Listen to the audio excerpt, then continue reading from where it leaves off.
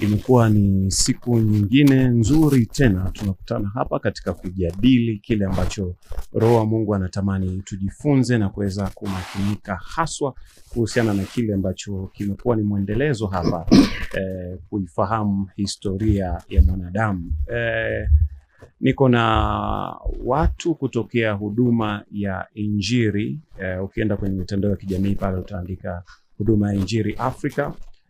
Utakutana na mafundisho mengi mazuri kwenye mitandao ya kijamii ambayo yanakufafanulia wewe, yanakuongezea utashi na uelewa juu ya mambo ambavyo huenda kwa namna fulani ulikuwa huyaelewi.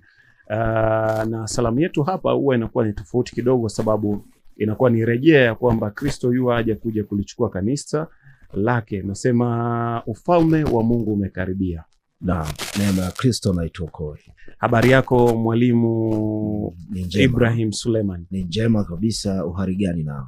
Mimi ni buheri, na mshukuru Mwenyezi Mungu kwa kuniamsha salama salimini kabisa. Ninaafua, naendelea vizuri kabisa, na imekuwa ni njema tena kukutana siku ya leo hapa. Amina. Tunaendelea na ile kuifahamu historia ya mwanadamu.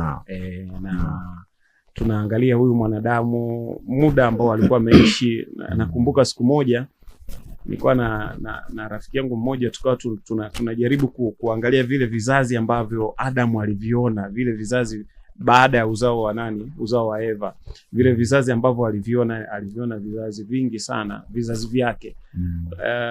Ameona hadi kizazi, yani kama ilikuwa kama vizazi vinne, tulikuwa tunapiga hesabu, ilikuwa kama vizazi vinne ambavyo aliviona. Kwa hiyo unaona ni namna gani watu wa zamani walikuwa naishi umri mrefu sana. Kina Methusela walifikia yani karibia milenia, mtu ameishi karibia miaka 1000 huko. Watu wengine wameishi 800, 700, ilikuwa ni kawaida. Karibu. Amina. Popote ulipo niseme ufalme wa Mungu umekaribia, basi utajibu neema ya Kristo na ituokoe. Bila kupoteza muda, naomba tuendelee na somo letu. Bado tupo na kitabu cha Mwanzo ambacho tupo kujenga msingi wa mengi ambayo pengine baadaye tunaweza tukayarejea nayo tukayazungumza. Na basi naomba niendelee kitabu cha Mwanzo sura ya 3, tunaenda mstari wake wa 6. Anasema mwanamke alipoona ya kuwa ule mti wafaa kwa chakula, wapendeza macho, nao ni mti wa kutamanika kwa maarifa, akampa mumewe. Nao ni mti unaotamanika kwa maarifa, basi aliyetwaa katika matunda yake akala, akampa na mumewe, naye akala. Hapa tuliondoa ile zana ya watu ambayo wengi wao wanasema kosa la kula tunda basi ni uzinifu. Hii haiko hivyo. Tazama, Eva alikula kwanza, ndipo sasa akampa na mumewe, naye akala pia. Tayari maandiko yanasema alikuwa mumewe. Kwa sasa ilikuwa uzinifu kwa namna gani? Kwa sababu neno uzinzi ni habari ya mtu ambaye ameoa au ameolewa, sasa akazini au akalala na mwanamke. Kama ni mwanaume akazini na mwanamke ambaye si wa kwake, na kama ni mwanamke pia akazini na mwanaume ambaye si wa kwake. Huo ndo unaitwa uzinzi. Umenielewa? Lakini washerati ni watu ambao hawajaoa au ni mtu ambaye hajaoa au kuolewa. Hao sasa wanapokutana kimwili, hao ndio wanaitwa washerati. Umenielewa? Sasa hapa tunaambiwa kwamba akampa na mumewe akala. Kwa hapo sasa haikuwa kosa kwenye eneo la uzinzi, halikuwa kosa wala halikuhusiana na habari ya uzinzi. Wakafumbuliwa macho wote wawili, wakajijua kuwa wa uchi, wakashona majani ya mtini wakajifanyia nguo. Kisha wakasikia sauti ya Bwana Mungu akitembea bustanini katika wakati wa jua kupunga. Sasa ukisoma Biblia zingine hapa, sio wao waliojitengenezea nguo za majani, ni Mungu aliwatengenezea nguo za majani. Kwa haya ni madhara tu ya uandishi. Kwa kuna Biblia utaikuta inakwambia baada ya mazungumzo ya Adam na Mungu, ndipo Mungu sasa akawatengenezea nguo. Umenielewa? Akasokota majani akawafanyia mfano wa nguo, nao wakajistiri. Lakini hapa mwandishi yeye anasema wao au Adam na Eva wakajitengenezea nguo za kwa majani alafu wakajistiri. Umenyelewa? Sasa kwa Biblia nyingine ukiikuta utakuta haijaandika hivi ilivyoandikwa.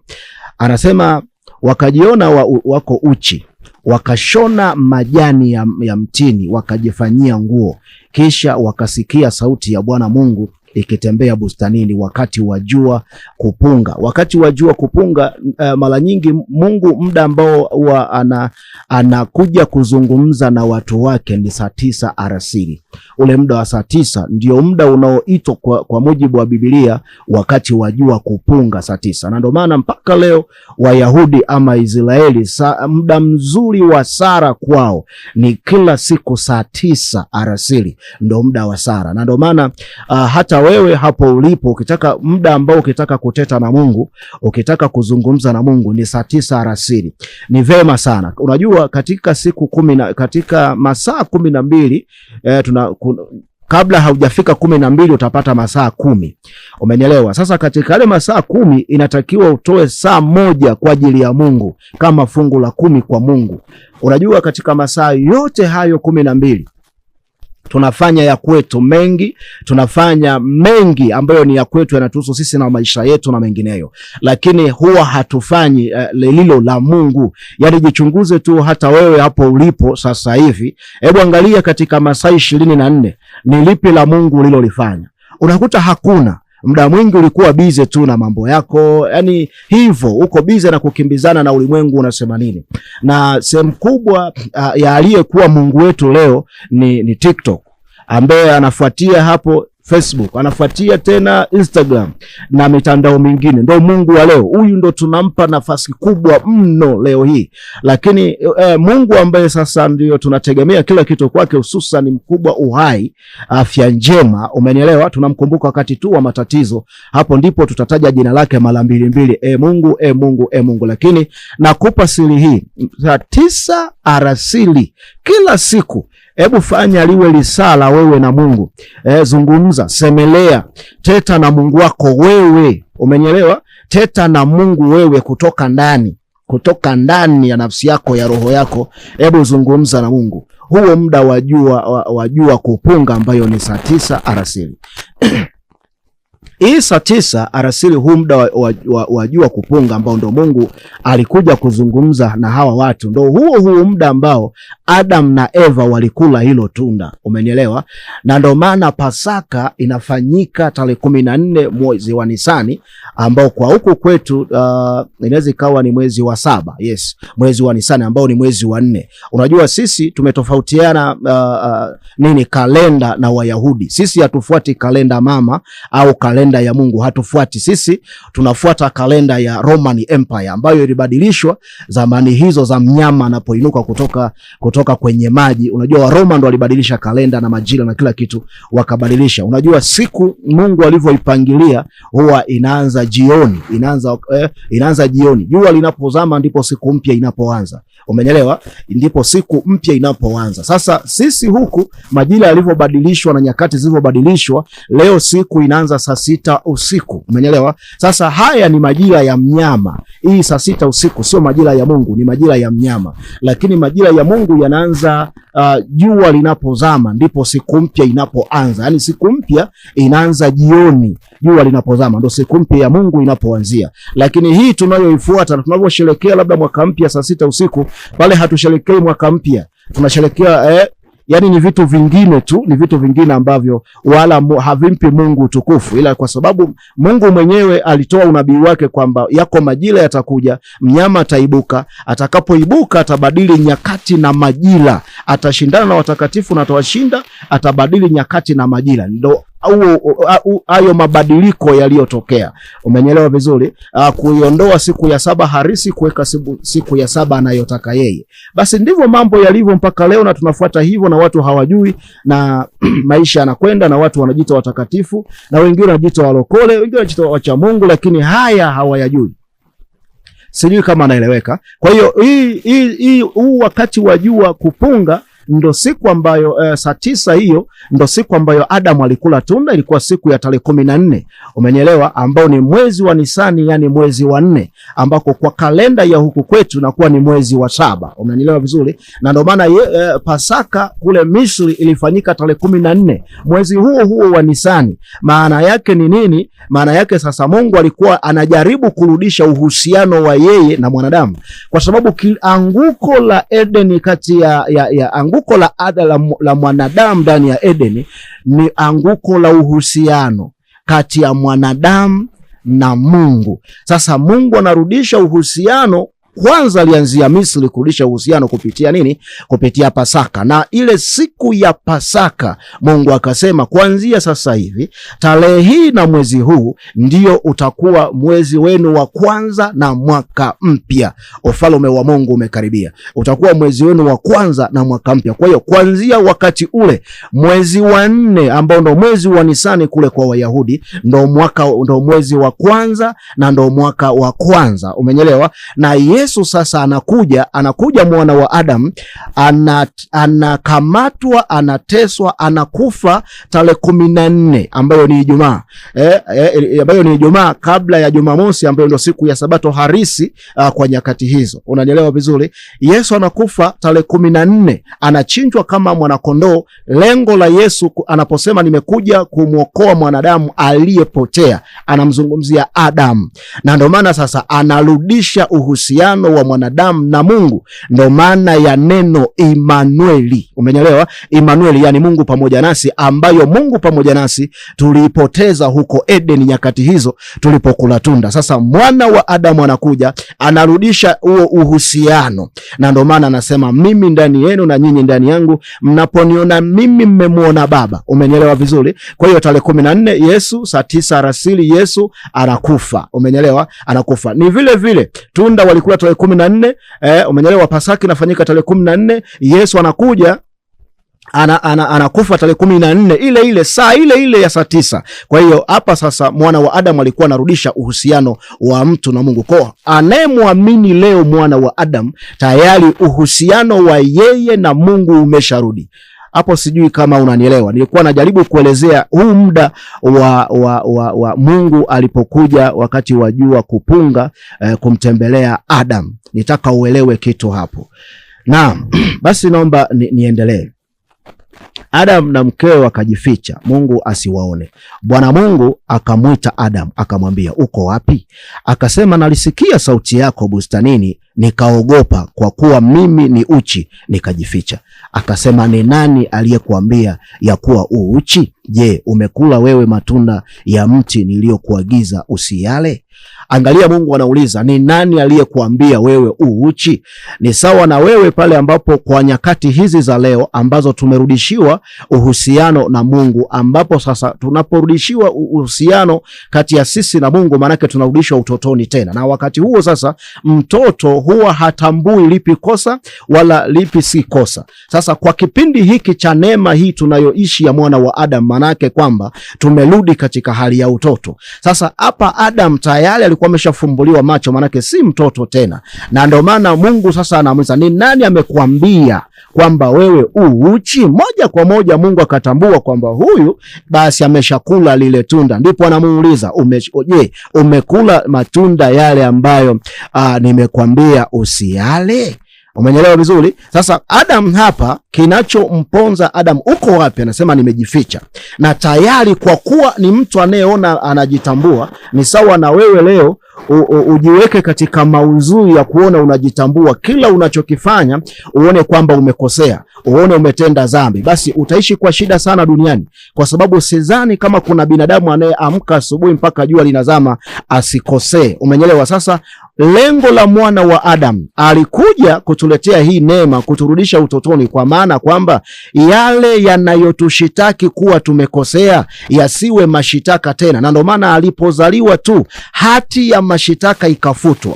Sasa leo hii wewe unapopambana kusema una dhambi au fulani ana dhambi, sijui unalitoa wapi hilo, wakati Mungu mwenyewe anasema hati ya mashitaka ikafutwa Yesu alipozaliwa. Umenielewa? Sasa unaposema leo una dhambi ama fulani ana dhambi, kwa hati ipi ya mashitaka mpaka umshutumu huyo mtu kuwa ana dhambi? Ndipo Mungu anamuuliza, nani aliyekwambia uko uchi? Kwa hiyo ni swali linatugeukia sisi leo, kuwa leo mimi nitakaposema nina dhambi au wewe una dhambi nikakunyoshia kidole, je, ni nani kaniambia kuwa wewe una dhambi? Na wewe utakapojihukumu kuwa una dhambi, ni nani kakwambia una dhambi? Kwa nini? Kwa sababu anayepasa kumwambia Adamu umekosea ni Mungu, na anayepasa kukwambia wewe umekosea ni Mungu, yani mwana wa Adamu. Kwa leo hii yeye pekee ndio itakiwa kuambia kwamba kwa hili sasa umekosea, si wewe wala si mwanadamu wa kukunyoshea kidole hicho. Kwa maana leo hii tunaishi kwa neema, wala hatuishi kwa matendo yetu, kwamba eti kwa matendo yako wewe ndo umfurahishe Mungu. Amependezwa na sisi tulivyo.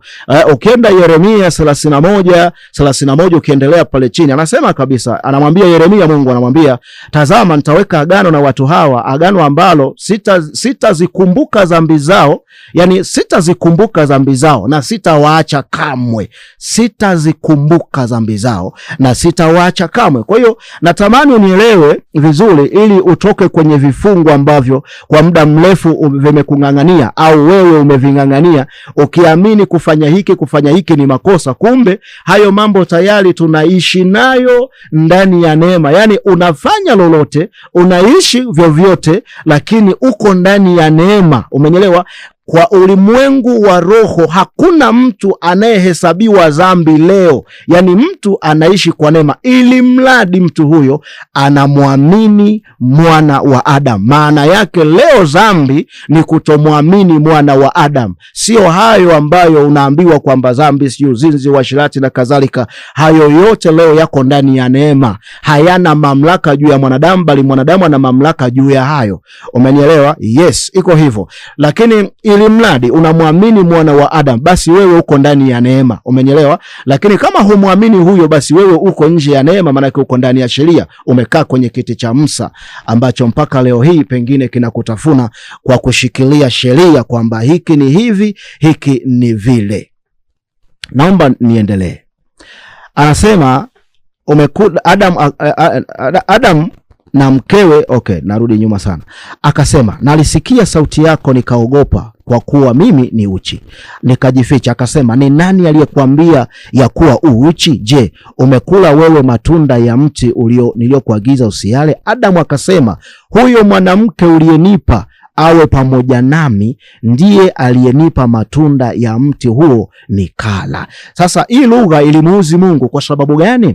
Maagizo ya mti wa matunda kupewa Eva alipewa Adam. Umenyelewa? Alafu Adam badala tu ya kusema unirehemu, nimekosea, yeye akamlaumu Mungu. Sasa kwamba manake neno huyo mwanamke uliyenipa, manake sasa Mungu ndo analaumiwa kwamba wewe ndo uliyekosea kunipa huyu, ndo kakosea kanipa na mimi nikala. Unanielewa vizuri? Kwa hiyo sasa ni kitu ambacho ni neno ambalo Mungu lilimkwaza mno, kwa sababu wewe ndo umepewa funguo, asiingie mtu hapa pasina ruhusa yangu ila wewe tu. Umenielewa?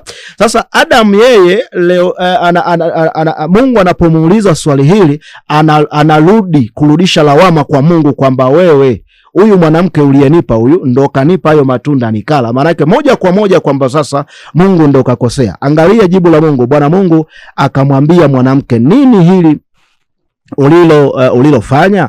Mwanamke akasema, nyoka alinidanganya nikala. Umenielewa? Nyoka alinidanganya nikala. Kila mmoja akawa na sababu yake. Adam anamgusa mwanamke, mwanamke anamgusa nyoka. Basi hadithi inaendelea, inasema Bwana Mungu akamwambia nyoka, kwa sababu umefanya hayo, umelaaniwa wewe kuliko wanyama wote, kuliko hayawani wote walioko mwituni. Kwa tumbo utakwenda na mavumbi utakula siku zote za maisha yako. Na ndio maana mpaka leo sasa nyoka chakula chake kikuu ni mavumbi. Hivi vingine anawinda tu kwa namna tu ya tamaa au kwa namna tu ya uharibifu na kukiuka yale maagizo ya mwana wa Adam. Lakini chakula chake alichopewa yeye ni mavumbi. Na ndio maana mara nyingi sana nyoka utamkuta anakula mavumbi. Sasa hapa utakuta vitu vitatu. anaulizwa Adam ndiye mwenye makosa mbele za Mungu, lakini mwenye makosa mbele za Adam ni mwanamke, lakini mwenye makosa mbele za mwanamke ni nyoka. Unapata mambo mangapi? Mambo matatu. Ndo ile pembe tatu tutakuja kuielezea wakati fulani tukipata wakati mzuri. Ndo ile pembe tatu ambayo unaiona sana hususan kwa wasanii ama kwa wachezaji na watu wengine maarufu, wa wanaionyesha ile pembe tatu kwa ishara ya vidole au kwenye zile piramidi, ndo unaiona ile pembe tatu. Kwa nini iligusa vitu vitatu? Ni kwa sababu mfumo wa Mungu au uungu wa Mungu, ukamilifu wa Mungu upo kwenye vitu vitatu. Umenyelewa? Yani siri ya Mungu mpaka anakuwa Mungu vile alivyo iko kwenye siri, iko kwenye vitu vitatu. Ni siri ya vitu vitatu, ndio ile pembe tatu ambayo wengi tunasema alama ya nini? Alama ya Freemason. Amini nakwambia sio alama ya Freemason, ni mfumo wa kiroho wa Mungu jinsi ulivyokaa. Ndivyo nguvu za Mungu zilivyokaa. Tutakuja tulilete hilo, tutalielezea hapa vizuri, utakuja kunielewa. Kwa hiyo nikutoe wasiwasi kwamba ile sio alama ya mpinga Kristo wala si alama ya Freemason, ila wale watu walio na muunganiko na viumbe vya roho, walio na muunganiko na mpinga Kristo na Illuminati, hizi siri wanazijua kwa sababu wao huko wanapewa wazi. Sisi huku wa Kristo tulishapoteza ramani katika Injili. Tunahubiri Injili mara nyingi ya mapokeo, hatuhubiri Injili ya rohoni aliyoileta mwana wa Adamu, yenye mafunuo, yenye maono, yenye ndoto, yenye kila kitu. Na ndio maana leo kanisa limelala usingizi, halioni wala halisikii rohoni, ila linasimulia tu hadithi kadha wa kadha. Umeelewa? Lakini sasa watu walio nje na mfumo wa dini huu, ukianzia na hao tunaosema Freemason, ambao hao Freemason ndio wametuwekea mfumo wa dini ili sisi tulale usingizi, tukae kwenye history, lakini wao wamekaa kwenye uhalisia. Lakini wamekaa kwenye uhalisia ijapokuwa wapo mkono wa kushoto, yani wapo chini ya mlango mkuu ambao tunaita mlango wa mpinga Kristo. Sasa huko hawa jamaa wanapewa kila siri za mbingu na za rohoni wanapewa. Kwa wanakuja na vitu kadha wa kadha ambavyo sisi tukivitazama tunasema alama za Freemason. Sasa zile sio alama za Freemason, ile ni lugha ya rohoni ambayo wao tayari wameshaijua. Mimi na wewe tunaosema Bwana leo huku hatujaijua kwa sababu tumekaa mwilini, hatujakaa rohoni. Ndio maana sasa katika ule uharibifu palitakiwa vitu vitatu vitokee, ndivyo vitengeneze uharibifu ili kae kwenye nafasi ya uungu, nafasi tatu za uungu. Umenyelewa vizuri? Yani ndio maana nikupe mfano mdogo kwa leo hii tunavyosema Mungu Baba, Mungu Mwana, Mungu Roho. Unapata nafsi ngapi? Nafsi tatu za uungu. Umenyelewa? Sasa kila kitu unachokiona duniani kuanzia mwanadamu ana hivi vitu vitatu, na kila mfumo uliowekwa una hivi vitu vitatu. Sawa sawa? Na ndio maana sasa ili uharibifu utokee nyakati zile, haikutosha tu kwa Eva, haikutosha tu kwa Adam, ilitakiwa wepo nyoka kwanza, alafu aje sasa Eva, alafu ndipo aje Adam. Unapata vitu vitatu ambavyo sasa Adam, Eva na nyoka viko vitu wanawakilisha.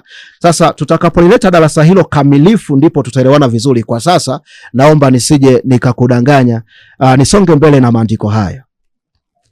Akasema Adam, akasema Bwana Mungu akamwambia mwanamke, Bwana Mungu akamwambia nyoka, kwa sababu umefanya hayo, umelaaniwa wewe kuliko wanyama wote na kuliko hayawani wote walio mwituni. Kwa tumbo utakwenda na mavumbi utakula siku zote za maisha yako, nami nitaweka uadui kati yako na huyo mwanamke, na kati ya uzao wako na uzao wake. Uzao wake huo utakuponda kichwa na wewe utamponda kisigino. Akamwambia mwanamke, hakika nitakuzidishia uchungu wako wa kuzaa kwako. Umenielewa? Maana kubwa hapa kwenye huu adui wa mwanamke na nyoka, hapa anayezungumziwa nyoka harisi, anayezungumziwa ni shetani. Umenielewa? Sio nyoka tu huyu, nyoka wa nyama huyu. Ndio tuna uadui naye, ni kweli tunamponda kichwa, sawa kabisa, lakini anayewekewa uadui ni shetani, kwa sababu kutoka na mtumishi, tutarudi hapo kuhusiana na kile ambacho umeendelea kukifundisha. Tutaendelea kuhusiana na historia, kuifahamu historia ya mwanadamu. Atafuta machozi, poleni wanangu, karibuni sasa mpumzike. Atasema kwa upole na kutufariji, ingeni kwenye raha ya milele. Baada ya tabu za maisha tunazozipitia, magonjwa ya tabu na huzuni ni vya muda kitambo. Wenda twaumia, tunalia bila msaada, yote haya yatakoma, kwani kitambo yuaja. Atafuta machozi.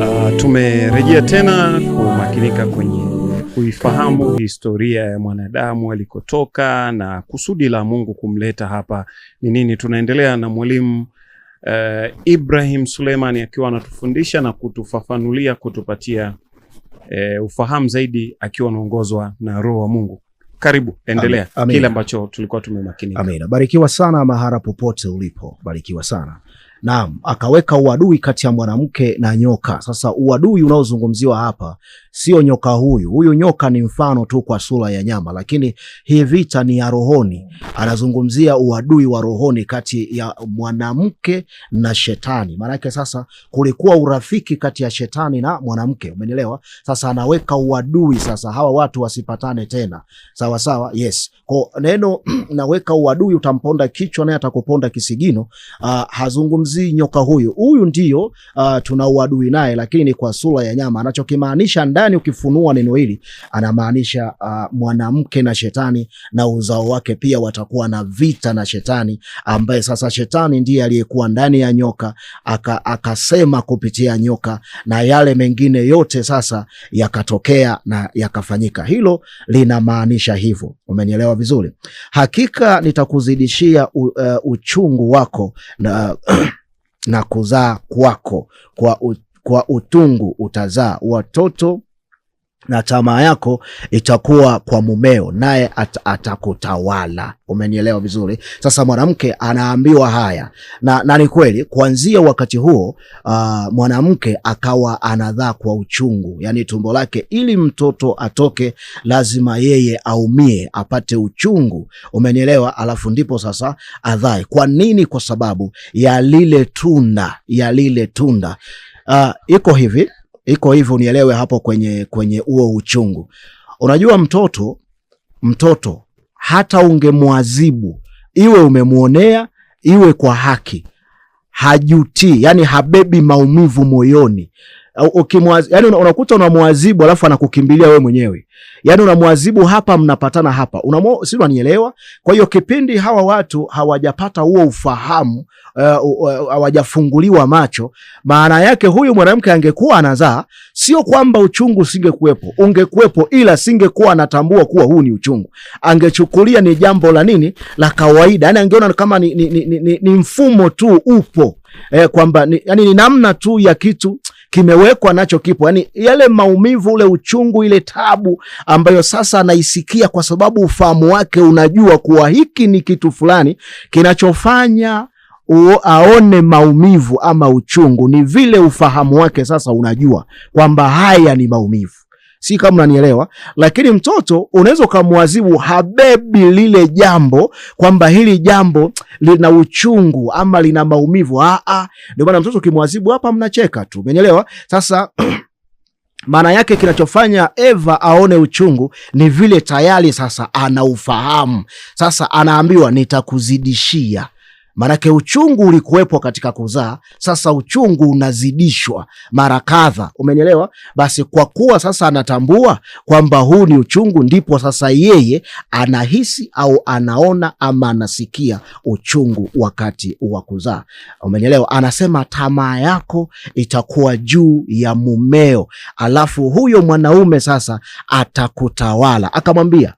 Akamwambia tamaa yako itakuwa kwa mumeo, naye atakutawala. Tamaa yake huyu mwanamke itakuwa juu ya mume wake. Maanake sasa hii ni tamaa ya kimwili, alafu tamaa ya kimwili kuanzia sirika yenyewe, yani tendo la ndoa, alafu na vitu vingine, mali na kadhalika, na hivyo vingine vyote tunavyovijua. Kwa hiyo mwanamke, na ndio maana mwanamke leo hii hata ungempa mabilioni ya fedha, lakini bado atahitaji mwanamke, atahitaji mwanaume. Ziko kauli tu wanazozihitaji kutoka kwa mwanaume azisikie. Na ndio maana leo hii hata mwanamke angefanyeje na angesemaje, bado anahitaji mwanaume ili aone utulivu. Anahitaji mwanaume kwa sababu ndipo tamaa yake inapotulia, pale tu anapomuona mwanaume.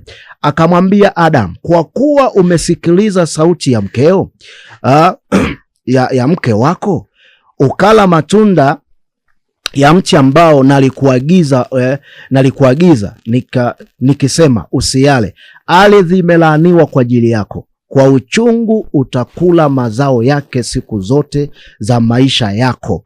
Michongoma na miba itakuzalia, nawe utakula mboga za kondeni, kwa jasho la uso wako utakula chakula, hata utakaporudia ardhi ambayo katika hiyo ulitwaliwa, kwa maana mavumbi wewe, nawe mavumbini utarudi.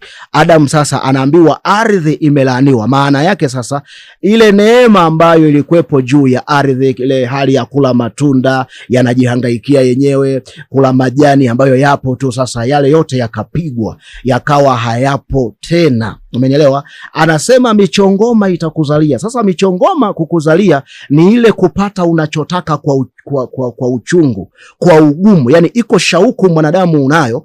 Mfano hapo ulipo, pengine wewe una shauku ya kuwa na gari kadhaa. Umenielewa? Sasa ile kiu hupati. Yani unapambana hivi, unajaribu kuweka mipango hivi, lakini pesa ghafla inakukimbia. Ile kiu inazidi kuwepo. Sasa vile unavyozidi kupambana, unavyopata pesa kwa tabu, ndivyo michongoma inavyokuzalia. Umenielewa? Kwa sababu nikupe tu mfano.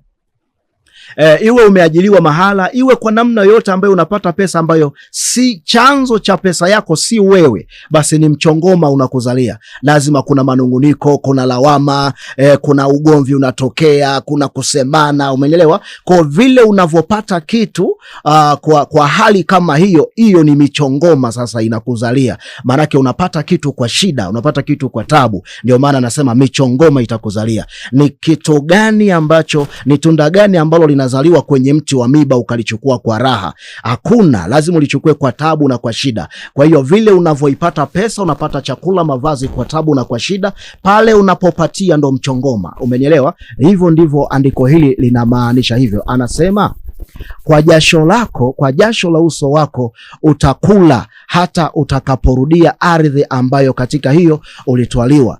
Anavyomaanisha jasho la uso wako ni yale maumivu, ule uchungu ambao mtu unakuwa unaukuta kwenye kazi unazozifanya, yale maumivu.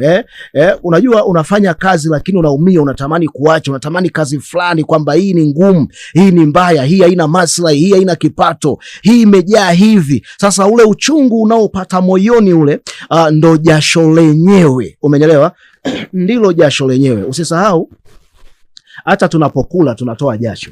Umeelewa vizuri? Tunatoa jasho, hata tunapokula tunatoa jasho, lakini jasho linalozungumziwa hapa ni ule uchungu, yale maumivu ya hiyo kazi unayoifanya. Unajisikiaje rohoni? Basi ndo jasho hilo sasa ambalo hapa Mungu analitoa, ni rana anayoitoa kwa Adam. Lakini hapo nielezee niende mbali kidogo. Sasa haya mambo ya mchongoma utakuzalia, sijui ardhi imelaniwa na kwa mwanaume sasa, alafu na nini na kwa jasho la uso wako utakula. Haya yote mwana wa Adamu alipokuja alishayafuta. Usisahau nimesema lengo la kuja kwa mwana wa Adamu ni kumrudisha mwanadamu Edeni. Maana ya Edeni ni neema, yani unaishi tu bila kuhangaikia chochote, kila kitu kipo. Kwa maana ya Edeni ukifasiri ni neema. Kwa hiyo mwana wa Adamu alikuja kuturudisha wapi? Kwenye neema. Na ndio maana leo hii sasa, kwa mtu anayemwamini mwana wa Adamu, huyo yuko ndani ya nini? Ya neema. Huyu hali kwa jasho tena, huyu hazalishiwi na mchongoma tena, huyu ardhi kwake haijalaniwa, kwa sababu iko damu ambayo ilimwagika juu ya ardhi hiyo, ambapo sasa ardhi ikabatizwa tena, ikabarikiwa tena, neema ikaibuka tena. Kwa hiyo kwa mtu anayemwamini mwana wa Adamu, anamwamini, amemfuata, anamsikiliza, anatii na kushika na kuyafanya yale mwana wa Adamu anamwagiza, huyu hana jasho tena, wala ardhi kwake haijalaniwa tena, wala mchongoma haumzalii tena. Haya mwana wa Adamu aliyafuta. Umenyelewa? Pale anaposema mchongoma utakuzalia na ardhi, hususan mchongoma utakuzalia, ni kwamba sasa ile nafasi ya wanaume ile ikawa imeondolewa, ambayo ilirudishwa siku Yesu anatailiwa na Simoni ambaye alikuwa na miaka ya kutosha na alitunzwa kwa ajili tu siku ifike aje amtaili Yesu. Ile siku Yesu anatailiwa, pale mwanaume alirudishiwa nafasi yake ya utawala ya wanaume, na nafasi yake ya wanaume katika mzunguko wa maisha. Mtu sasa, yule mwanaume bwana na 1 2 3, umeelewa? Maana yake huyu mtu viko vitu anavipata, hapati kwa mchongoma. Sasa pale tulisharudishiwa. Anasema ardhi imelaniwa, damu ya mwana wa Adamu alipokuwa anasurubiwa ilimwagika juu ya ardhi. Kwa tayari kuanzia hapo ardhi ikawa imefanya nini? Imetakaswa. Kwa hiyo tena ardhi haijalaniwa tena kwa mtu anayemwamini mwana wa Adamu. Anasema tena, kwa jasho la uso wako utakula. Yesu akaomba jasho likadondoka juu ya jiwe. Lile jiwe ndo ugumu wa maisha ulionayo. Lile jiwe ndo kizuizi ambacho kinafanya wewe usipate kitu kwa raha, upate kitu kwa ugumu, ni jiwe lile. Na ndo maana sasa jasho la damu likadondoka juu ya jiwe, kwa maana kwamba jiwe linageuzwa kuwa mkate. Kwa sasa kile kilichokuwa kizuizi leo kimekuwa mkate, na ndo maana damu ikadondoka juu ya jiwe. Unaona, kwa hii kula kwa jasho ikafutwa. Na ndo maana nimekuambia usitazamie jasho la uso. Ili jasho linatokea tu hata ukilala tu. Ukilala unafanya kazi gani? Lakini unashangaa umeshituka, unashangaa jasho limekutoka. Kwa jasho linalozungumziwa ni ule uchungu, ule ugumu wa kazi unayoifanya. Yani kwa mfano mtu unalima, kuna ugumu unauona, kuna uchungu unauona, yani ni kazi ambayo huitaki. Yani ni kazi yoyote unayoifanya huna amani nayo, huko ndiko kula kwa jasho leo. Kwa hiyo kama kuna kazi unafanya alafu huna amani na hiyo kazi, basi wewe unakula kwa jasho. Lakini kama unafanya kazi na kazi hiyo una amani nayo, jasho linatoka wapi wakati una amani? Ni kipi unachokifanya kwa amani alafu ukasikia uchungu wakati tayari una amani? Kile unachokifanya na unaona uchungu, basi wewe sasa ndipo unakula kwa jasho. Lakini kwa yeyote anayemwamini mwana wa Adamu, hiyo jasho ilishaondolewa. Ndo pale Yesu ambapo alipiga goti na damu ikadondoka juu ya nini? Juu ya jiwe. Jiwe ndo ugumu wa kupata kile unachokitaka, ndo jiwe. Sasa damu ikadondoka juu ya jiwe kutakasa, kubariki, kuondoa ule ugumu wa kupata kile unachotaka. Na ndo maana sasa kanuni nasema, kwanza njoni kwangu, tafuteni kwanza uzima, fukisha mengine mtazidishiwa. Uzima ni yeye. Basi yeye akiwa ndani yako na wewe ukawa ndani yake, ukawa unaongozwa na yeye kupata kile, kutafuta kile, kuona kile, basi vyote utavipata kirahisi. Maana unanyoshewa kidole kwamba kile pale, kile pale, kile pale, ama unaambiwa kile pale, kile pale. Umeelewa? Kwa sasa wewe unapateje kwa ugumu wakati unaambiwa chukua hiki, kula hiki? Sasa unaona huo ugumu kwa sababu unapambana wewe. Mungu umemwacha nyuma, mwana wa Adamu umemwacha nyuma, unaenda wewe kwa mifumo yako ya mapokeo. Hatimaye sasa unaona kama vile Mungu anazingua, Mungu hana kazi. Kumbe ni wewe uko nje na mfumo wa nani? Wa Mungu. Hii ndio maana ya maneno haya. Kama ulikuwa kwenye kifungo hicho, ndugu yangu, basi ondoka kwenye hicho kifungo. Hayo mambo mwana wa Adamu alisha yafuta, alisha yaondoa. Umenielewa? Yes. Naomba niendelee.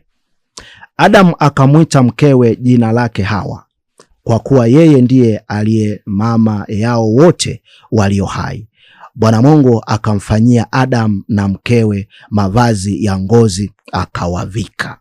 Hapo sasa Mungu yeye ndo alitengeneza hayo mavazi ya ngozi akayavika. Kwa mara ya kwanza, vazi la kwanza linalotoka kwa Mungu ni ngozi. Na ndio maana mpaka miaka ya juzi hii watu tunavaa ngozi. Hilo ndilo vazi letu la asili, ngozi. Lakini leo mtu akipatikana amevaa ngozi, aonekana amepitwa na wakati na hajielewi. Wakati fulani akaonekana chizi. Lakini hiyo ndo vazi la kwanza ambalo Mungu sasa alilitengeneza yeye na akampa mwanadamu. Umenyelewa? Na naomba niendelee. Bwana Mungu akasema, basi huyu mtu amekuwa kama mmoja wetu. Sasa hapo anawaambia wanaye huko mbinguni, malaika, anawaambia amekuwa kama.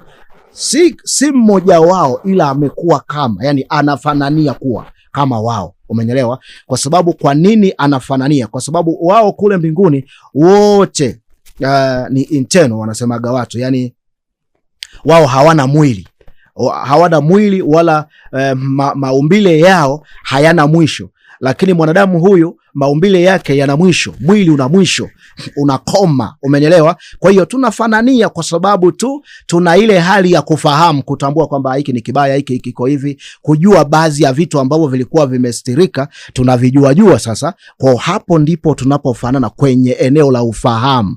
Kwa hiyo kwa sehemu tunafanania kutambua baadhi ya mambo, kujua lipi baya lipi jema. Umenyelewa? Wow. Amekuwa kama mmoja wetu, kwa kujua mema na mabaya. Na sasa asije akanyosha mkono wake akatoa matunda ya mti wa uzima akala, akaishi milele. Umenyelewa? Maanake sasa amina. Maanake sasa hapa Mungu niseme kusudi lake la mwanzo kabisa, la mwanzo juu ya mwanadamu, ilikuwa mwanadamu pengine aishi milele, lakini kwa mfumo alioweka yeye, si kwa mfumo ambao mwanadamu atautafuta yeye ama akatafutiwa na kiumbe kingine, kama ambavyo shetani sasa akatafuta mfumo wa hawa watu kujua mema na mabaya kwa mfumo wa yeye, sio mfumo wa Mungu. Umenyelewa? Maana Mungu alikuwa na lengo kwamba siku moja tujue mema na mabaya, lakini kwa mfumo alioweka yeye. Sasa hatukufikia ule mfumo, shetani akatuwaishia. Umenyelewa? Sasa pengine angetuwaishia na kula hili tunda la nini, la uzima wa milele, alafu tukawa kituko mbele za Mungu, alafu ndo hatufi tena. Kwa hiyo sasa anasema, kwa hiyo Bwana Mungu akamtoa katika bustani ya Eden ailime ardhi ambayo katika hiyo mtu akaweka basi akamfukuza huyo mtu, akaweka makerubi upande wa mashariki wa bustani ya Edeni na upanga wa moto uliogeuka huko na huko kuilinda njia ya mti wa uzima. Umenyelewa? Sasa bustani kuanzia wakati huo ikawekwa makerubi. Makerubi niseme ni viumbe ambavyo viko katika mfumo kama malaika niseme, lakini malaika tunayemzungumzia sisi kwa sehemu kubwa ana mauzui au umbo la binadamu kama unavyomuona binadamu, lakini huyu kerubi yeye ana umbo lingine, ana umbo la kiumbe kingine. Umenyelewa? Ndo huyu anayeitwa hawa wanaoitwa makerubi ni watu makatili sana. Yani ni viumbe katili, ni viumbe vya roho vikatili mno. Ni sehemu ya viumbe ambavyo vikitoa meno yao hayarudi bure, vikitoa kucha yake hairudi bure, akitoa upanga wake haurudi bure. Yani ukiona tu jino lake limetoka, basi litarudi na uhai wako. Umenyelewa? Litaondoka na uhai wako. Ndo wakawekwa hawa watu sasa kuilinda bustani upande wa mashariki wa bustani. Na kweli ukienda Israeli, eneo ambalo Eden ilikuwepo, ukifika Israeli, hizo Getsemani utazikuta, sijui maeneo ya Mzeituni, mlima Mzeituni utavikuta, Sayuni utaiona. Umenyelewa? Sasa ukifika Eden yenyewe na ukifika kwenye ule mchi wa Mzeituni ambao umewekewa fensi, ukitazama mashariki utaona sura ya jangwa. Yani wewe macho yako ya nyama na damu yataona jangwa, kwamba hautaona kitu chochote, hautaona mmea wowote, utaona nini? Utaona jangwa. Ndo hicho kifungo ambacho kimefunga huo mti wa uzima wa milele, ili mwanadamu kwanza asione. Umenyelewa? Kwa sababu binadamu angeona, lazima kwa leo hii sasa Yesu yupo, mtu angeza kwa jina la Yesu navuka. Kwa jina nakwambia, angeza kwa jina la Yesu napangua ngome na wanyamazisha makerubi navuka. Jinsi alivyo mtundu mwanadamu. Sio anakwambia. Sasa alichokifanya Mungu amefuta lile eneo, yani utaona jangwa. Umenyelewa? Kwa sababu binadamu huyu anayejiita mlokole leo, anaweza kaja Mungu akamwambia usipite njia hii. Ndio. Sasa kwa sababu yeye jinsi alivyofundishwa na mchungaji wake, alivyosoma Biblia, basi yeye atasema jina la Yesu limepita majina yote, mimi kwa jina la Yesu napita. Umeona? Lakini Roho wa Mungu amekwambia usivuke. Yes. Roho wa Mungu amekwambia kabisa usipite njia hii. Maana yake huyo unaitumia jina lake kusema kwa jina la Yesu napita, ndo aliyesema usipite. Umeelewa? Sasa wewe unarudi kwa jinsi ulivyojizoesha, yani kwa sababu si mtu wa kujifunza, ni mtu wa kusikia na kufanyia kazi tu ulichokisikia. Lakini ukiwa ni mtu wa kujifunza, lazima utafakari kwamba hapa naambiwa nini, nijifunze kitu katika hiki ninachoambiwa. Lakini kwa kuwa ni mtu wa kusikia na kuenenda tu na yale uliyosikia bila kuyafanyia kazi, basi ndo pale sasa unakuta mtu anakuambia kwa jina la Yesu napita, maana jina la Bwana limepita majina yote. Hakika Yesu na kuinua juu ya njia hii. Tena anapaza na sauti. Mimi nakatiza. Ataongezea na ile chumvi, ataongezea na ile chumvi rikabosika na kabakuli kama sika. Basi ataona amemaliza. Ataona amemaliza. Lakini kuna wakati unaendelea mtumishi, kuna dada mmoja alikuwa ameenda kanisa moja hivi. Sasa ile kanisa wakawa wananena kwa lugha. Sasa yule dada naye Roho wa Mungu alimvuvia akawa ananena kwa lugha. Sasa alichokuwa na staajabu, anashangaa mbona huyu anamuiga, yani kuna mwamba mmoja alikuwa anamuiga vile anavyoomba. Yani anavyoomba naye anaigilizia Mungu naomba uniwezeshe. Mungu naomba uniwezeshe. Kwa kinena kwa lugha naye ananena kwa lugha kwamba naye aonekane huko rohoni. Wakati ya huko rohoni. Endelea mtu. Amina. Nikielezea vizuri hapo, niseme tu kwa sehemu kubwa, sio kwa ubaya, lakini kwa namna ya kujifunza. Ndiyo. Kwa sehemu kubwa kwenye ile eneo la kunena kwa lugha, watumishi wengi sana wamewapotosha watu kwenye eneo hilo. Wamewapotosha sana kwa sababu wamewaaminisha watu kitu ambacho hakipo. Wamewaaminisha hivi kwamba ukinena kwa lugha ndo uko rohoni, alafu wewe ndo unakuwa umeokoka kweli ukinena kwa lugha. Lakini sasa makanisa yote ya Kikristo yote, tukichukua tu dini ya Kikristo yote ilivyo, inafuata Biblia. Umeelewa? Yani inafuata, naweza nikasema kwa Wakristo Biblia ndo Mungu. Na ndo maana Wakristo wengi wote naweza nikasema hivyo kwa asilimia kubwa. Tutumie tena tujiweke na sisi humo. Umeelewa? Yani hatuwezi kusema kitu nje na Biblia.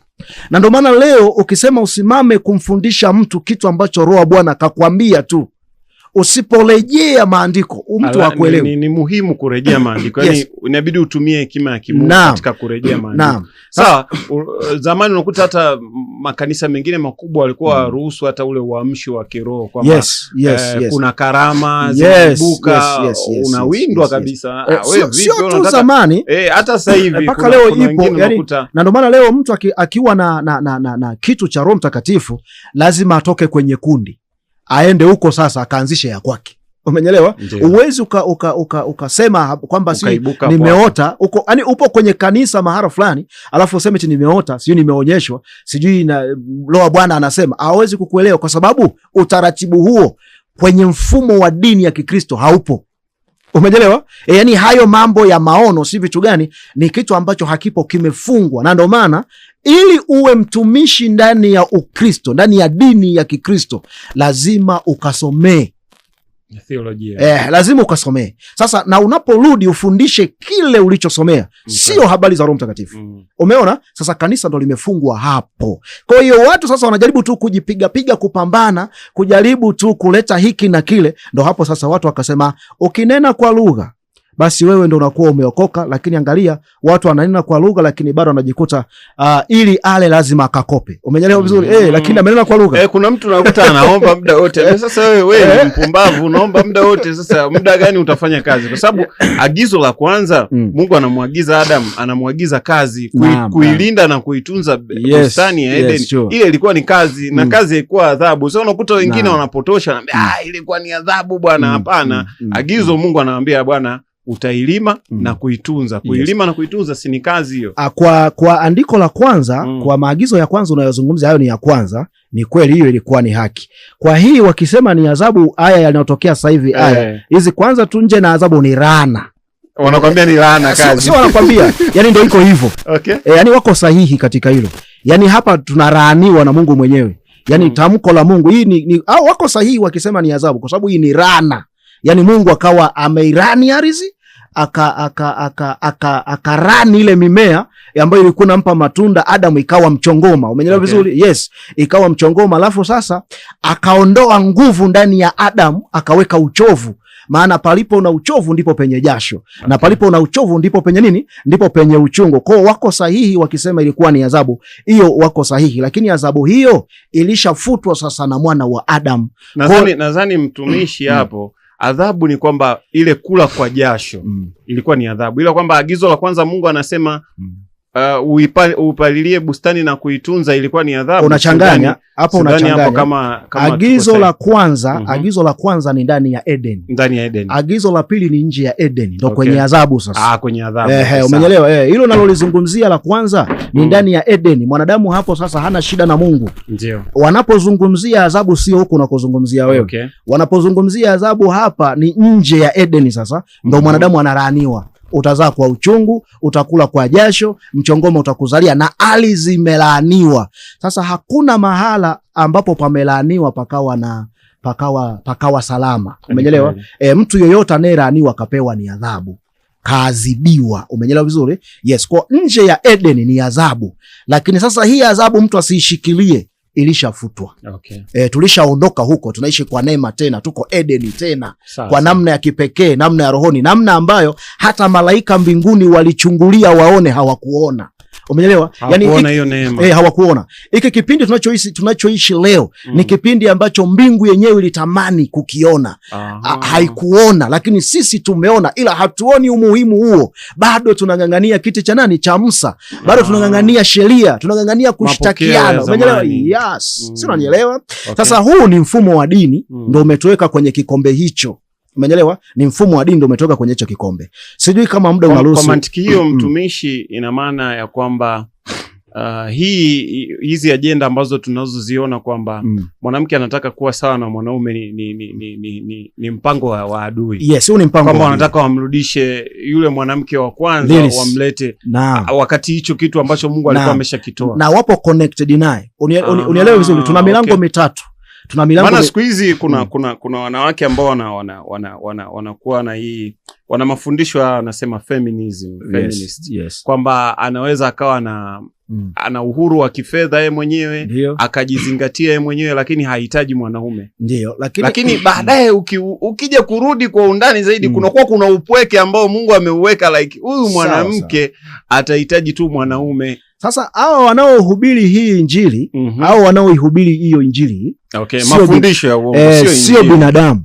Sio injili. Sio binadamu. Ni viumbe vya roho. Ni viumbe vya rohoni, ila vimevaa sura ya nini? Ya ubinadamu. Hawa ndo wapo wanafanya hii kazi. Na ndio maana wao sasa ukiwatazama, ni kweli ukiwatazama wanajimudu. Umeelewa? Yani wana utoshelevu huo. Ni kweli hahitaji mwanaume, na akitaka mwanaume atampeleka, yani atamchukua kama mtumwa wake, atafanya mateka wake. Atamfanya kuwa mateka wake, anamtumikisha. Umeelewa vizuri? Kwa mwanaume anajikuta kweli hana nguvu kwa huyo mwanamke. Sasa hawa walio wengi sasa hivi ni viumbe vya rohoni. Umeona? Hawa wanatoka Asgard, wanatoka Anaki, na kisiwa kingine, ngome nyingine nje ya nini? Nje ya dunia, nje ya ukuta huu wa dunia yetu hii. Wanatoka huko, ndo wanakuja huku sasa. Umenyelewa vizuri? Kuja kutengeneza hivi vitu kwa ajili ya kufanya nini? Kuharibu kusudi la Mungu kwa mwanadamu. Umenyelewa? Hawa wanaoleta sasa hii ajenda wako watu 9 tu. Umenyelewa? Okay. Wakibebwa na watu 12 ambao wengi wanawaita 13. Umenyelewa? Wale Zayoni ndo wanaoiendesha dunia kwenye mifumo ya nini? Ya uchumi. Illuminati wako 9 ndo wanaendesha dunia kwenye mfumo wa nini? Wa kiserikali, mamlaka. Freemasoni ndo watu, yani waumini, wafuasi wa hao watu. Okay. Watu waliowaamini hao watu. Watu ambao wanakwenda kupokea nguvu na oda kwa hao watu. Umenyelewa vizuri? Sasa hao jamaa, hao wawili niliyokutajia hao, Illuminati, Zionist, hao wana connected kabisa na hawa kina nani? Na hawa kina Lilith. Umenyelewa? Okay. Na kizazi cha Lilith. Unajua kwamba hawa reptilian ni sehemu ya watoto wa Lilith. Umenyelewa? Yes, ni sehemu ya watoto wa Lilith. Okay. Yes, umenyelewa? Sasa na kumekuwa kuna hii kwamba kuna watu wanauza nafsi kwa shetani. Okay. Halafu kinachotokea wanawabadili, wanaweka mbadala. Tumeona baadhi hata wasanii wakubwa ambao walikuwa tunawaona ni binadamu, lakini sasa hivi kuna viashiria vinaonyesha kwamba hawa sio wale ambao tulikuwa tunawaona kama ni binadamu. Lakini sasa hivi ni viumbe vya rohoni. Unamwona huyu, mbona anaigiza kama mnyama? Mbona anafanya vitu kama mnyama? Hafanyi kama binadamu, ile kwamba ana ubinadamu. Unamwona utofauti unakuwa ni mkubwa, kwamba ndo ajenda hiyo. Ni sahihi kwao, wanasema never die, yani hakuna kufa. Hakuna kufa. Na hiyo kusema una kusilimisha nini? Yani unaiuza nafsi yako kwa shetani. Mimi nakutana na shetani, nauza nafsi yangu, afu anapatikana mbadala wangu mimi sasa, ambaye yeye anakuwa sio mimi. Mimi nakuwa tayari nishaondoka kwenye ulimwengu.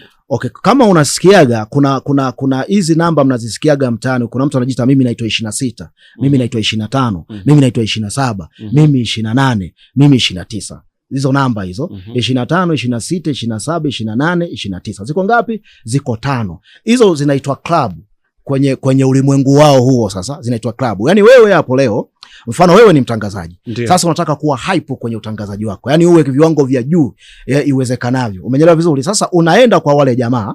Ukishaenda kwa wale jamaa, una cha kwanza uhiari. Yani kila kitu kule, usije ukafikiri unavyosema mtu kajiunga Freemason na nini, usije ukafikiri unalazimishwa. No. Kwa hiari. Kwanza wale jamaa huwa hawanaga muda wa kukutafuta sana. Wanataka wewe kutafuta, wewe umtafute. Yani wewe ndio umtafute na uhiari. Wale wanakuwekea ukishafika wanakupa mkataba wao. Wameuandika kabisa. Wanakuwekea mezani.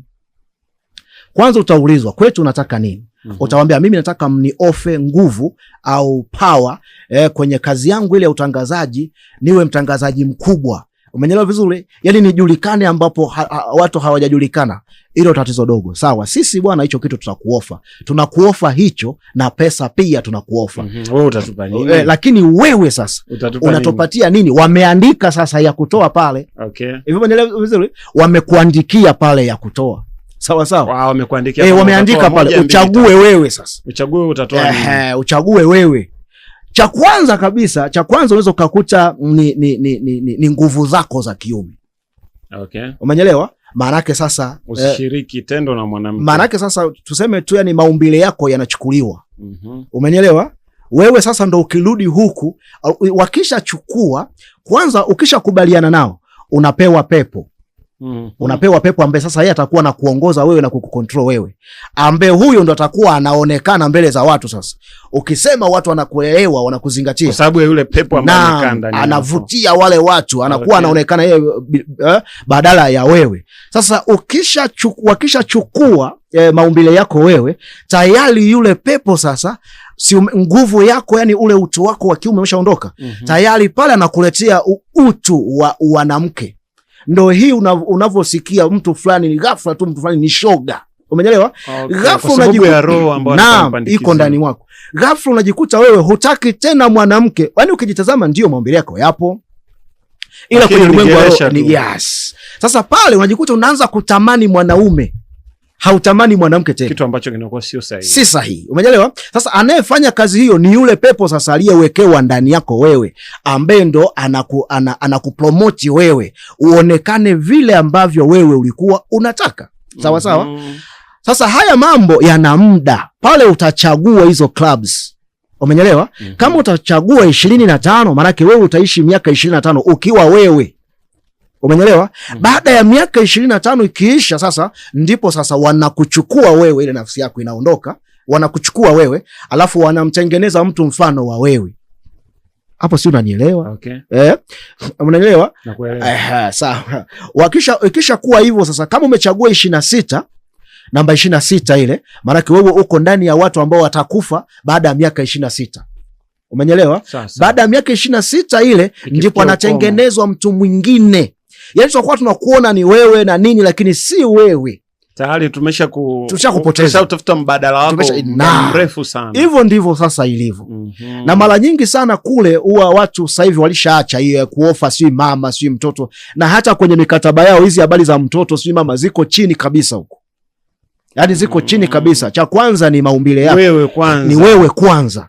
Kwamba naiuza nafsi yangu nife moja kwa moja au niingie kwenye wamekuwekea masharti yao pale. Bwana, utatuachia roho yako. Yaani wamekuwekea wazi, sio siri.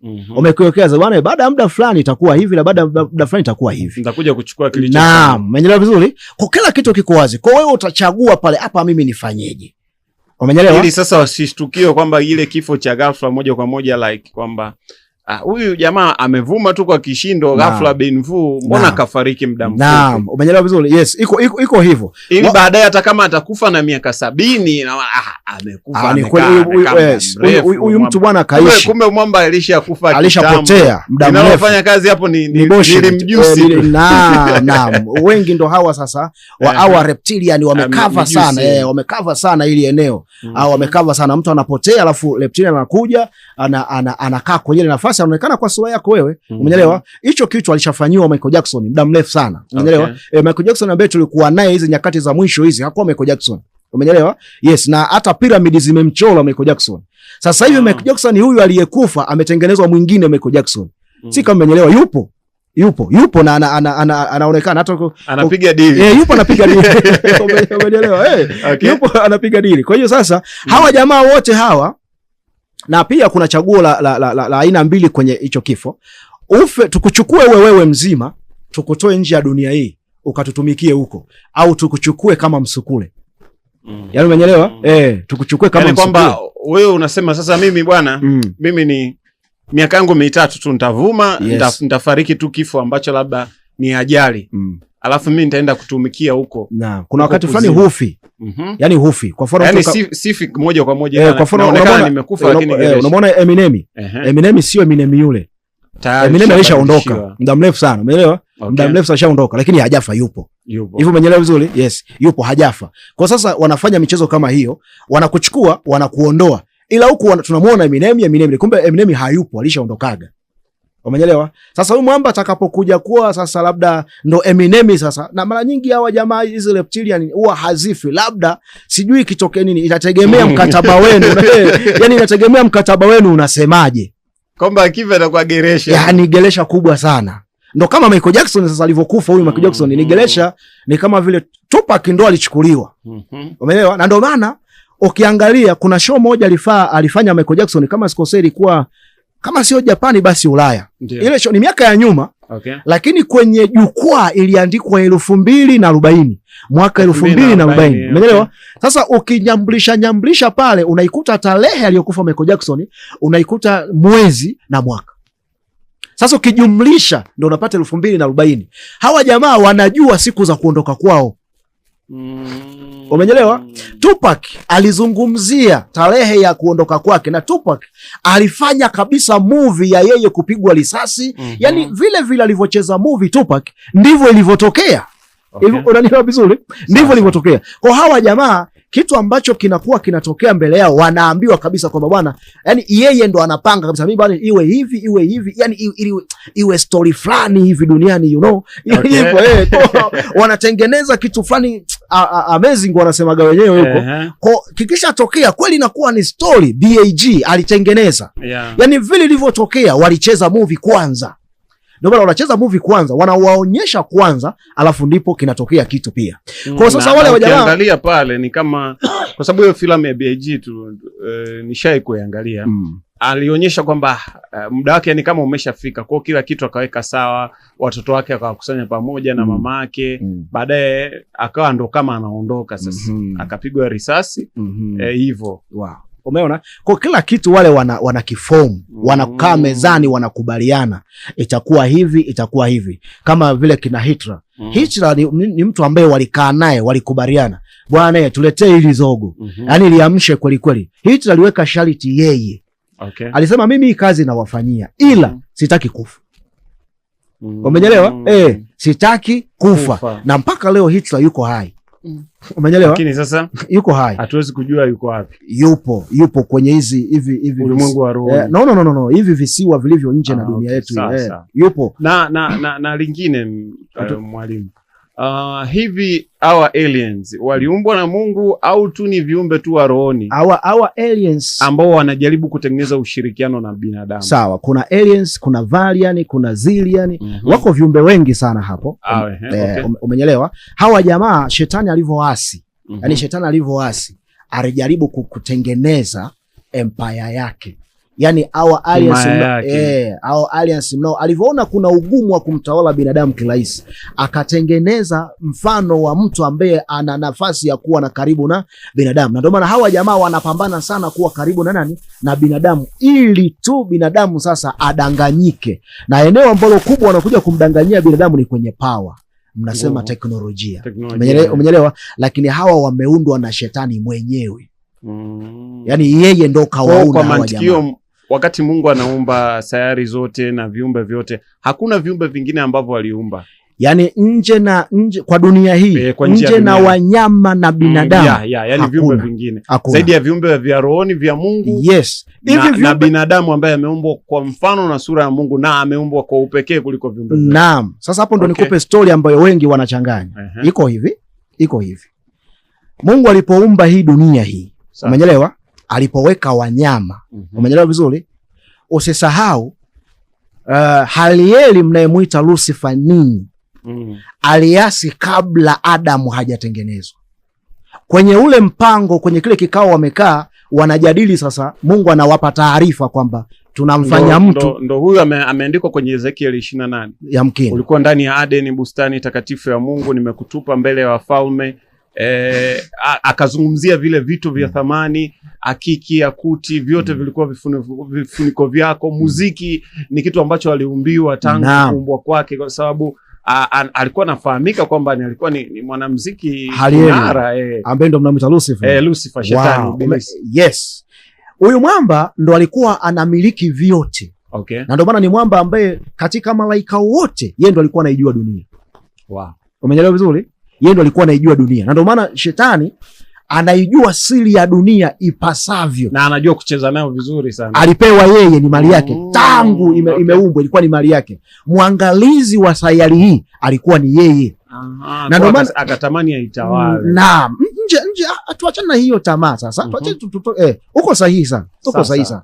Sasa wakati anamiliki kwenye hii sayari, yani yeye ndo akitoka huku anakwenda kuwatambishia washikaji zake mbinguni. Unaona kuna hivi kule. Kuna hivi bwana. Hakuna bahari bwana. Hawaruhusiwi kuja.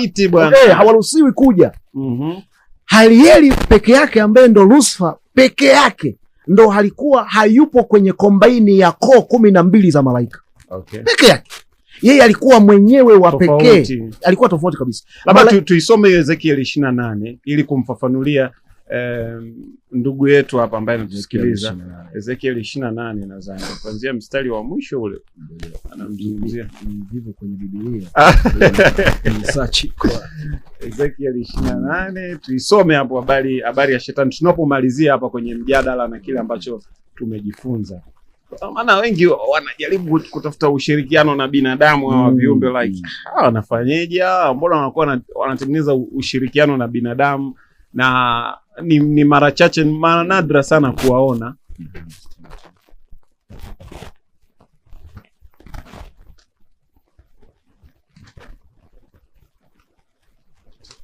Kwa mwamba kana anatambishia wenzake.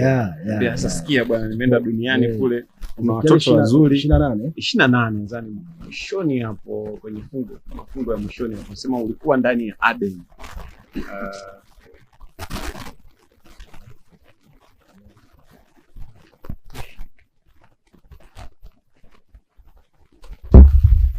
najaribu kumuelezea mwamba jinsi Ezekiel 28 ngapi? Hebu anzia mwanzoni hapo, sura ya kwanza inasemaje? 28 yenyewe. 28 sura ya kwanza. Neno la Bwana likamjia tena. Likamjia tena. Kusema, mwanadamu, mwambie mkuu wa Tiro, Bwana Mungu anasema hivi: kwa kuwa moyo wako umeinuka, nawe umesema, mimi ni Mungu, nami nimeketi katika kiti cha Mungu kati ya bahari, lakini mwanadamu, wala si Mungu. Ujapokuwa umewekwa moyo wako kama moyo wa Mungu, tazama, una hekima kuliko Danieli. Hapana neno la siri watu wawezalo kukuficha. Kwa hekima yako na kwa fahamu zako umejipatia utajiri, nawe umepata dhahabu na fedha katika hazina zako. Kwa hekima yako nyingi na kwa biashara yako umeongeza utajiri wako, na moyo wako umeinuka kwa sababu ya utajiri wako. Basi kwa hiyo Bwana Mungu asema hivi: kwa kuwa umeweka moyo wako kama moyo wa Mungu, basi tazama, nitaleta wageni juu yako, watu wa mataifa wenye kutisha, nao watafuta panga zao juu ya uzuri wa hekima yako, nao watatia uchafu mwangaza wako, watakushusha hata shimoni, nawe utakufa kifo cha liyouawa kati ya bahari. Je, uzidi kusema mbele yake huyo ukae, mimi ni Mungu? Lakini mwanadamu, wala si Mungu mkononi mwake akutiaye jeraha, utakufa kifo cha hao wasiotahiriwa kwa mikono ya wageni, kwa maana mimi nimenena maneno, asema Bwana Mungu. Tena neno la Bwana likamjia kusema, mwanadamu, umfanyie maombolezo mfalme wa Tiro.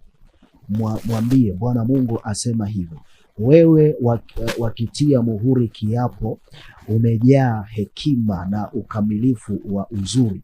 Ulikuwa ndani ya Adeni, bustani ya Mungu. Kila jiwe la samani lilikuwa kifuniko chako, akiki na yakuti, manjano na almasi na dhamaradi na shahomu na yasipi, yakuti, samawi na zumaridi na baharamani na dhahabu. Kazi ya matari yako ya filimbi zako ilikuwa ndani yako. Katika siku za kuumbwa kwako zilitengenezwa tayari. Wewe ulikuwa kerubi mwenye kutiwa mafuta, afunikaye, nami nalikuweka hata ukawa juu ya mlima mtakatifu wa Mungu.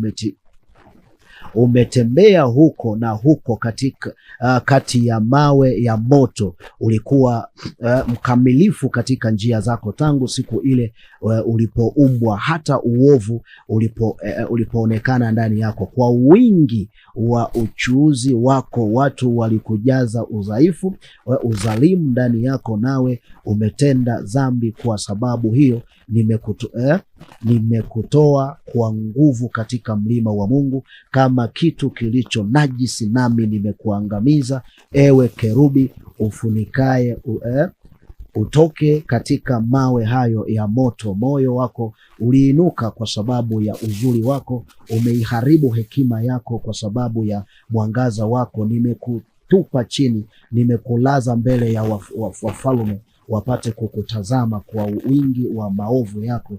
Katika uovu wa uchuuzi wako umepatia unajisi patakatifu pako. Basi nimetokeza moto kutoka ndani yako na umekuteketeza, nami nimekufanya kuwa majivu juu ya nchi, machoni pa watu wote wakutazamao, wote wajuao kati. Nafikiri tuishie hapo. Hadithi hii cha kwanza hapa aliyebeba mauzui yote haya ni mtu, ila kuna sehemu kerubi pale, ukinyumbua kwenye vile vitu vya thamani, ni vitu ambavyo shetani alikuwa amebarikiwa. Yes, ni sahihi. So ni mtu, ni mwanadamu, lakini pia amezungumziwa na shetani pia, ukidadavua kwa undani zaidi, na kadri Roho wa Mungu atakavyotusaidia kufafanua. Tuendelee mtumishi. Sasa nielezee kidogo sasa, kwa sababu tumeshasoma, lazima tumweke sawa mtu. Huyu ni mtu ambaye sasa mwanzo, huyu mtu alikuwa amepewa nafasi kubwa na Mungu, umeelewa? Yes. Nafasi kubwa sana na Mungu, na alikuwa na hekima na taratibu zake zote, umeelewa, anavyofafanuliwa mtu huyu. Lakini baadaye huyu mtu hekima zile alizokuwa nazo akaja sasa akaingiliwa na nani? Na huyo kerubi. Yes. Na ndio maana baada ya huyu jamaa kuingiliwa na shetani, sasa mtu huyu hazungumziwi tena yeye kama mfalme wa Tiro, anazungumziwa kerubi aliye ndani yake. Kerubi, yeah. Na kurudisha kwa Petro pale Yesu alipomwambia Petro, rudi nyuma shetani ukikwazwa kwangu. Yesu pale hakumwambia Petro ndiye shetani, ila Yesu alimuona shetani ndani ya Petro. Kwa aliyeambiwa rudi nyuma ni shetani harisi. Yani Yesu pale aliongea na shetani mwenyewe, hakuongea na Petro. Lakini wengi wao wanafafanua wanasema Petro aliitwa shetani. No. Sio hivyo. Yani shetani alikuwa aliitwa shetani. Yes. Yule ni shetani. Haikuwa hivyo. Yani shetani alikuwa na Yesu toka yungali mimba. Tuseme toka unabii unatokea, shetani anamuinda Yesu. Anazaliwa shetani anamuinda Yesu. Yani, pamoja na yeye. Naam. Hatua kwa hatua. Sasa alikuwa anajaribu kutokeza. Sasa ili unajua kiumbe cha roho ili kifanye kazi katika binadamu lazima kimvae binadamu. Kitafute mwili, kiuvae ndipo kitimize lile. Sasa kwenye nyakati za Petro ndo alikuwa mwelevu na shetani hakai kwa kitu kidhaifu. Kwenye zile nyakati Petro ndo alikuwa mwelevu, ndio maana kavaliwa Petro akawa anasema shetani ndani ya Petro. Yesu anaona ndipo akamkemea. Hapa sasa jamaa anaitwa kerubi baada sasa ya shetani kwanza kumtumia huyo mfalme wa Tiro. Sasa ndo anaambiwa kwamba huyu mfalme naye aliwekwa sehemu njema sana na Mungu, na shetani vile vile alikuwa amewekwa sehemu njema sana na Mungu, ndiye aliyekuwa mtawala wa vitu vyote. Huyu bwana Lucifer mimi namuita Halieli, maana ndio jina lake alilotoka nalo huko, umeelewa? Yes. Sasa huyu bwana alikuwa amepewa kila kitu na sehemu sayari kubwa aliyokuwa na itawala, ambayo yani unajua katika sayari zote sayari inayotamanika kwa kutazama ni dunia. Yeah, kwa sababu ina upekee, ndio imeumba vema. Yes. Ina mwenendo, yani sijui kuelezeje. Haina upweke, yes. Haina utupu. Wao wanaita bustani. Okay. Unaona bustani. Yeah, wao wanaita bustani. Tena wanaita bustani ya Adam. Okay. Umeelewa vizuri? Wanaita bustani ya Adam. Umeelewa? Wao kule. Lakini mara nyingi wao sijui ukitafuta 9 kwa Kiebrania ndio jina wanaoita mbinguni. Yani namba 9 itafute kwa Kiebrania, alafu ndo jina ambalo dunia inaitwa mbinguni. Kwa kule hawaiti dunia kama sisi tunavyosema dunia. Ngoja tuangalie hapa 9. Endelea wakati unaendelea. Okay, sawa. Sasa huyu mwamba alikuwa amepewa mamlaka, ndo alikuwa anaitunza dunia. Huyu Halieli ndo mwenye mamlaka zote. Sasa ile siku wamekaa mbinguni, anasikia Mungu anasema hivi, sasa tumfanye mtu kwa mfano wetu. Halieli alishatambua kabisa kwamba hapa sasa anafanywa mtu kwa mfano wetu, afu anaenda kukaa wapi? Akahoji, huyu anaenda kukaa wapi? Maana hapa yani huyu unayemzungumzia, maana Mungu anaposema akawaonyesha jinsi huyu mtu atakavyokuwa, wakaona ya kuwa ni mdhaifu, si kama wao. Umenyelewa? Maana ni mfano wa wao, si ukamilifu wa wao. Okay. Malaika kwa pamoja wakasema, huyu si atakukosea, ungeachana naye. Tazama sisi hatujawahi kukukosea, lakini huyu unayemleta ni mdhaifu huyu. Tena wakasema kabisa ni muovu. Maana yake nini? Waliyaona yatakayompata mwanadamu baadaye. Hapo sio, unanielewa? Mungu akasema tutamfanya hivyo, maana imetupasa tutende hivyo. Anauliza Halieli, anaenda kukaa wapi? Tazama pale uwekapo mguu wako. Umeelewa? Ndipo nitakapomweka mtu huyu. Pale uwekapo mguu wako. Maana duniani Halieli ndio sema anayotembelea kwa muda mwingi. Umeelewa? Kwa sasa haya, katika hali hiyo Halieli akawa amekosea. Yaani ninavyosema Halieli nazungumzia shetani. Shetani akawa amechukia kwamba maana unaninyang'anya enzi yangu. Si ulinipa mimi. Sasa mbona unampa mwanadamu? Akamwambia, tazama yuko chini yako. Yaani wewe ndio utakaye kama unavyo. Sasa una ufahari gani kuikalia dunia vile ilivyo, hali ikiwa haina kitu cha kuongea nacho, cha kukiongoza? Si ni vema tuweke kitu ambacho takiongoza wewe? Lakini huyu mwamba akawa amekasirika, akaomba nafasi. Yeye sasa kama Halieli kwamba basi naomba kitu cha kukiweka duniani nikitengeneze mimi. Hivi unanielewa? Kwamba alipewa uwezo wa kutengeneza. Yaani sijui nikwambieje, yani badala ya Mungu, yani alikuwa anajua siri zote, alikuwa karibu. Naam, unajua aliyekuwa anajua ile Pentagon ni shetani peke yake. Hakuna malaika alikuwa anajua ile Pentagon. Okay. Na ndiye aliyekuja kuitoa hiyo siri ya Pentagon. Umenyelewa? 118 ukiunganisha unapata muhuri wa Halieli. Na ndio sasa ukishaona mahali popote panaandikwa 118 ni muhuri. Ukiona mahali popote panaandikwa A113 ni muhuri wa hawa jamaa. Okay. Ni kodi za hawa washikaji hawa. Sasa akaomba yeye ndo amuumbe mtu wa kukaa duniani, akae kwa mfumo wake na kwa utawala wake.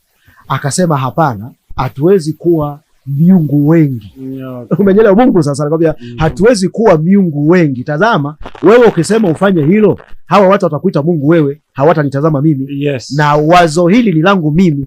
Tazama wewe Halieli, uliyawaza haya tangu mwanzo. Kwa mantikio mwalimu ni kwamba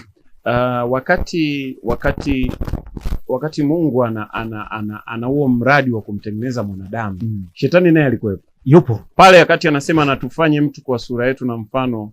Ndo kikao wamekaa sasa na mwamba, amewashirikisha malaika wote. Hebu tufanye jambo sasa mbinguni. Tusimuite shetani, tumuite Halieli. Okay, sawa. Jina lake safi kabisa, Halieli. Halieli. Okay, sawa. Umeona? Ameita jopo lote, malaika wote wapo pale, umeelewa?